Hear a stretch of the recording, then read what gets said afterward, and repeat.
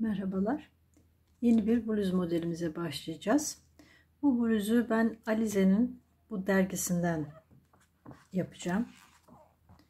Şimdi Alize'nin bu motiflerden oluşan bluzunu yapmaya çalışacağım. Alize'nin bu bluzunda kullanılan ip burada gördüğünüz gibi Alize Diva.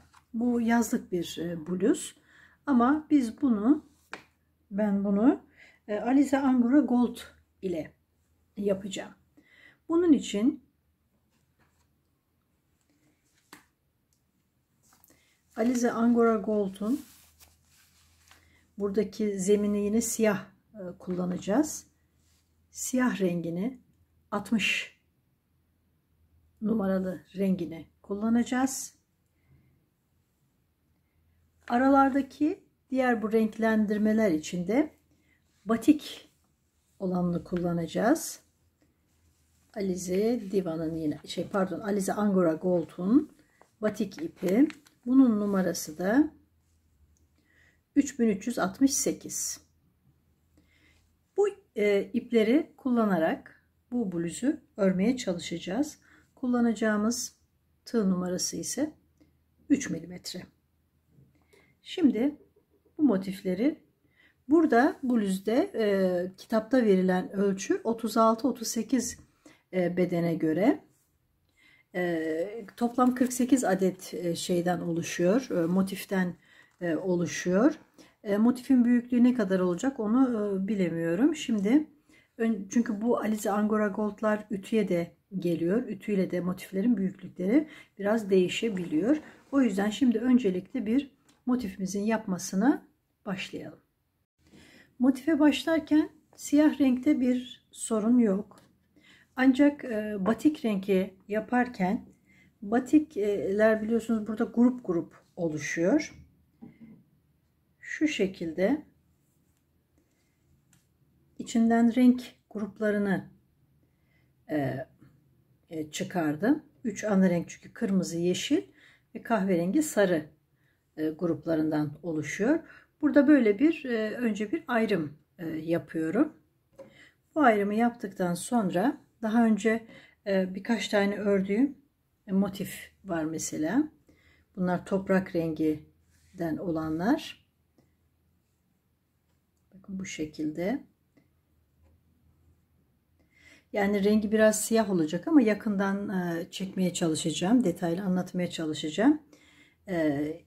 Bunun aslında son sıraları yok bu motiflerin. Son sırası olduğu zaman tekrar siyahla son sırasını yapacağız. Bakın bu şekilde motifler oluyor. Birleştirmesini son sırasını yaparken hem de şuradaki ara birleştirmeleri bir arada yapacağız. Bu şekilde renk tonlaması yapıyoruz. Ben detay için bu iki motifi yapmıştım. Şimdi bu motiflerin dediğim gibi son sırası olmamak kaydıyla yapımına geçelim. Motifimize 8 zincirle başlıyoruz. Çok sıkı olmamak kaydıyla 8 zincir çektik. İlk sıraya ilmeğin içinden geçirdik. 3 zincir çektik. İpi de arkada tutarak 16 tane ikili trabzan yapıyoruz.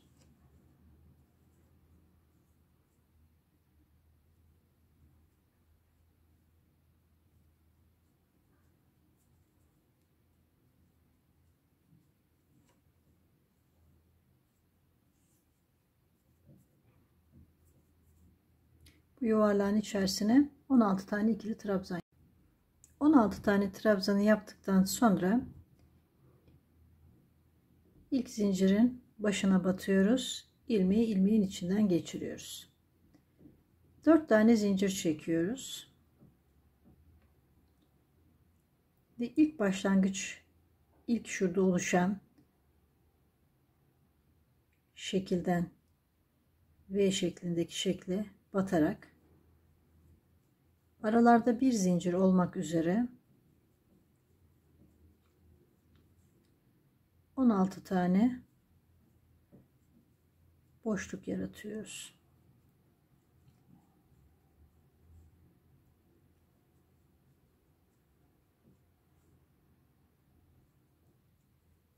İp ince ve yumuşak olduğu için biraz gevşek örmekte yarar var. Eğer eliniz çok sıkıysa tığ numaranızı büyütebilirsiniz. 3,5 numara tığ da kullanabilirsiniz.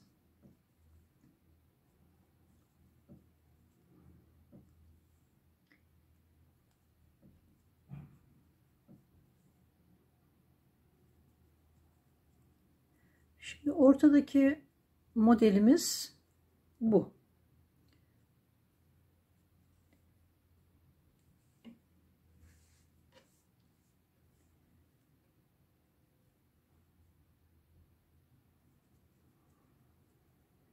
En son noktada tekrardan bir zincir çektik ve baştaki 4 tane zincir çekmiştik. 1, 2, 3.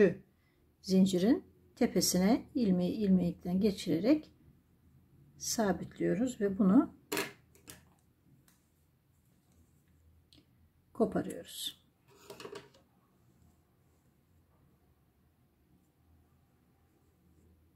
Bu bizim orta kısmımız. Şimdi ikinci rengimize, siyah rengimizi alıyoruz. Bir tane zincirle sabitledik. Bu ipleri sonradan arkadan düzenliyoruz. İlk boşluğa batıyoruz. Bir sık iğne yaptık. Sık iğne ile sabitledik. 5 zincir çekiyoruz. Diğer boşluğa sık iğne ile sabitliyoruz. Yine 5 zincir çekiyoruz. Diğer boşluğa. Yani burada 5 tane zincirle boşluklara batarak böyle halkalar oluşturuyoruz.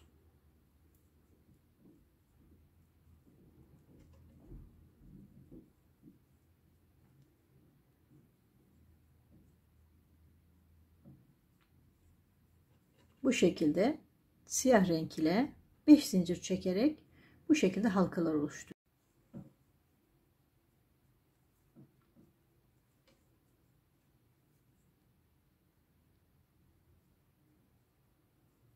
Son boşluğumuza da battık.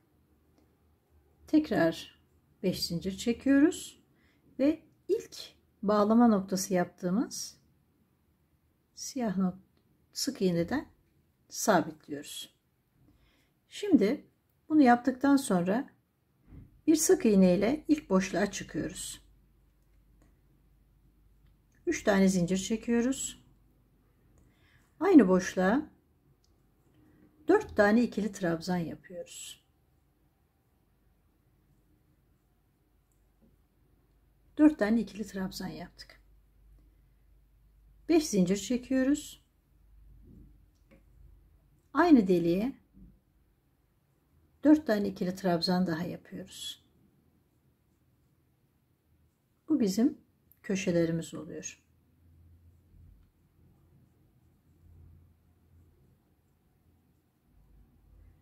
Evet. Bu köşemiz.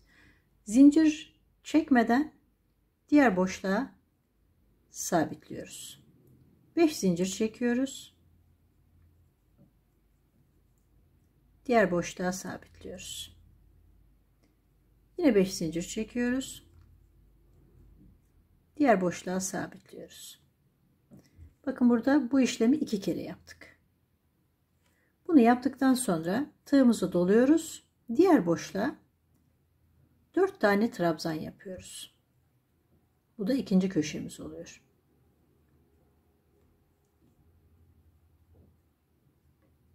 Arada 5 zincir çekiyoruz.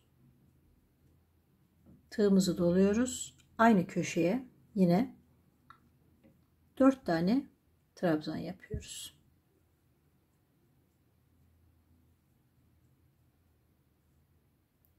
Herhangi bir zincir çekmeksizin diğer boşluğa sabitliyoruz. 5 zincir çekiyoruz. Diğer boşluğa sabitliyoruz. Yine 5 zincir çekiyoruz. Diğer boşluğa sabitliyoruz. Tığımızı doluyoruz. Diğer boşluğa köşemizi yapıyoruz. Yani 4 adet ikili trabzan,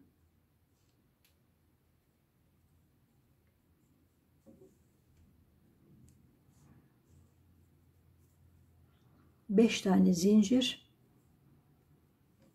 aynı noktaya yine 4 tane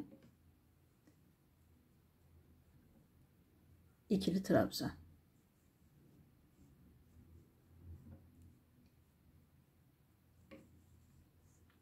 Bakın böylelikle 1, 2, 3. köşemizi oluşturduk.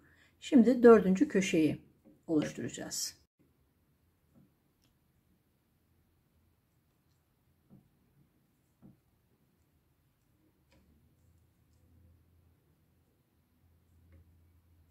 Tekrar 5 zincir. Burası siyah olduğu için gösteriyorum. Köşeye geçerken yani iki köşe arasında 2 tane zincir olmuş oluyor. Diğer köşeye geçerken herhangi bir zincir çekmiyoruz. Tığımıza dolayıp direkt köşeye önce 4 adet trabzan, arada 5 tane zincir, aynı köşeye yine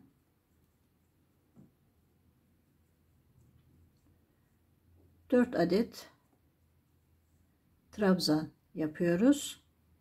Diğer boşluğa sabitledik. 5 zincir çektik. Diğer boşluğa sabitledik. Yine 5 zincir çektik. Diğer boşluğa sabitledik.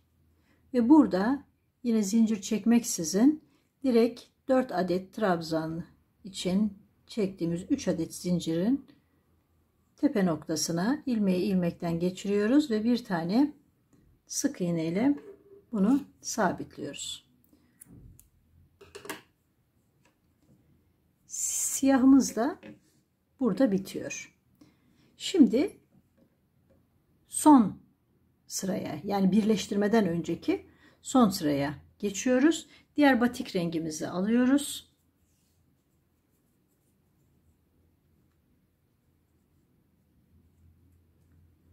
Sabitledik. Burada şu 4 tane trabzanın orta noktasındaki boşluğa sık iğne ile sabitledik. 2 zincir çektik. Tığımızı doluyoruz. Aynı noktaya ikili trabzan yapar gibi bir sırasını çekiyoruz. İkinci sırasını tek ilmeği bırakıyoruz. Tekrar doluyoruz. Tekrar çekiyoruz. 3 ilmeği bir arada çekiyoruz. Arada 6 zincir çekiyoruz. 6 zincir çektikten sonra köşeye geliyoruz. Köşede buradaki işlemi yine tekrarlıyoruz. Buradaki ilmekleri, şu ilk ilmeği biraz uzun tutuyoruz. Şu ilmeği. Şöyle yaptıktan sonra şunu biraz uzun tutuyoruz. Bir kere çektik, tığımızı doladık. 2 kere çektik, tığımızı doladık. 3 kere çektik ve hepsini birden çektik. Aralarda 6 zincir. Aynı köşelerde bu işlemi aynı köşeye 2 kere yapıyoruz.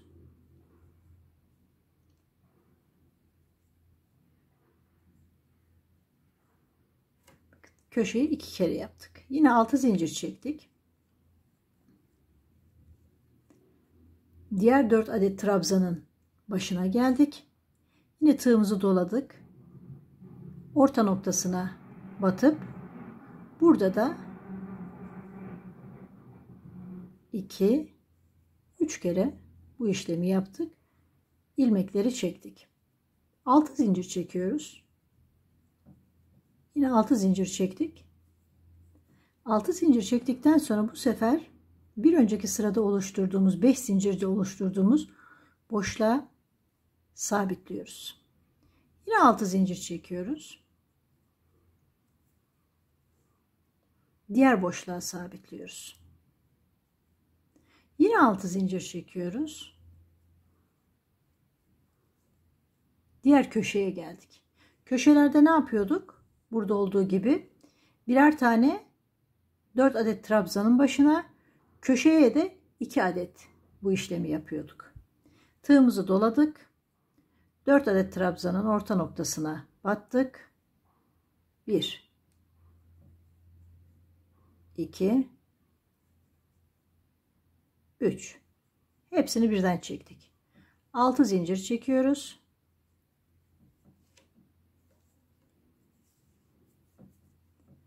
Köşeye geldiğimizde bu işlemi 2 kere yapıyoruz. 1 2 3. 6 zincir çektik.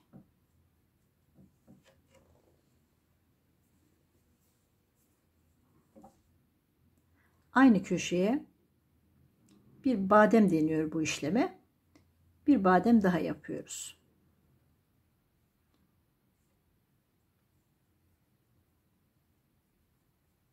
Altı zincir çektik.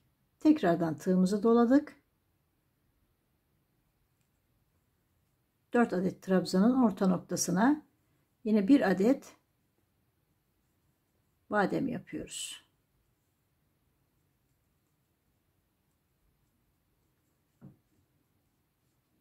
Evet, bu köşelerde yaptığımız bu işlemi 4 adet olmak üzere yapıyoruz.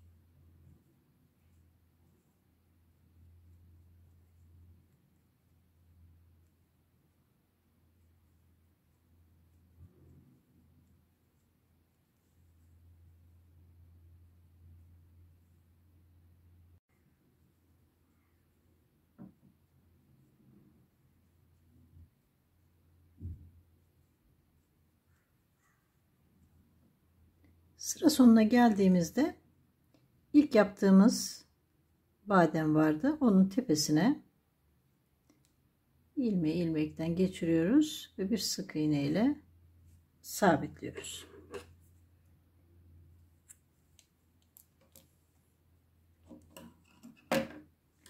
Ve böylece motifimizin